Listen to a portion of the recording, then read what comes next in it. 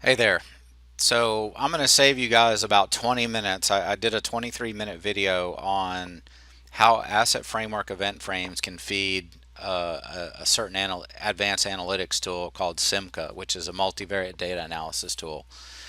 So I'm going to save you a little trouble if you don't want all the detail, and I'm going to talk a little bit about what I say in that video so that you can kind of catch it. If you want more details, you can go see it. I'll link it. So what I really talk about, if we go to the screen, is we can actually sum up an entire process. Here, this was a good and a bad running time in one of our customers' plants. And so what we did is we looked at several hundred variables in 15-minute intervals over the good and the bad period. So what you see is every one of the dots on the screen in either green or blue. Green is in their good running period, blue is in their bad running period. Each one is a summary of that entire row of data, all several hundred variables at that moment in time. And this is literally a 3D plot, of all of those variables in time. And what I show people is there's a really big discrepancy between them. And what I think we can do what we do from here is, let me go back.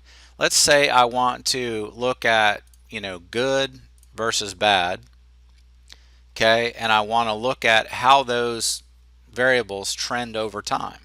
I can see how they relate to each other, which ones were in my good period, which ones were in my bad running period. I even point out these top two that we had a really flat line. And I think what happened is that sensor wasn't reading for a while, and then all of a sudden it started reading. So we may even want to throw some data out of the model because, hey, I'm not sure I trust it, right? So what we can see is hundreds of data points and how they relate to each other using some of these advanced analytics tools. So I go into a lot of depth and detail about kind of how some of that works, some of the different algorithms. I don't go into a lot of detail about what they are. I talk about their names and kind of what they do, but I don't get into the math because I don't understand it myself. I'm not a statistician. But what I also talk about, in some detail is if you're running a process, we can sum it up as one data point moving through time in a three-dimensional space, and we can actually put limits around it. Think of it like in a tube. That dot needs to move in a certain way in this tube. So this green line on this plot is where we need to be going. That's the direction we need to head. The yellow lines represent the specification limits that we have for our process. The red lines are our control limits for our process. So we can actually see these move through time, and then we can have the operator click on that, that triangle there, the exclamation, get their contribution plot. Here's what's driving your process out. Then they can see that particular variable. They can see that red X represents when that variable crossed its own limits within the system, and then that red dot up above shows you where it drove the entire process out.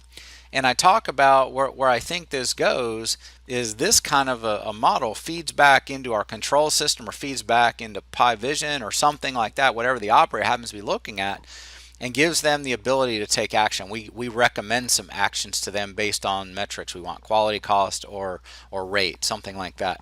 So I talk pretty detailed about that, but I really want to show you the evolution of all the things I've been talking about the last 3 weeks, where it can take you and where I think the industry's going. And I challenge you, okay, we crawl, walk, and run. The technology's here to do this.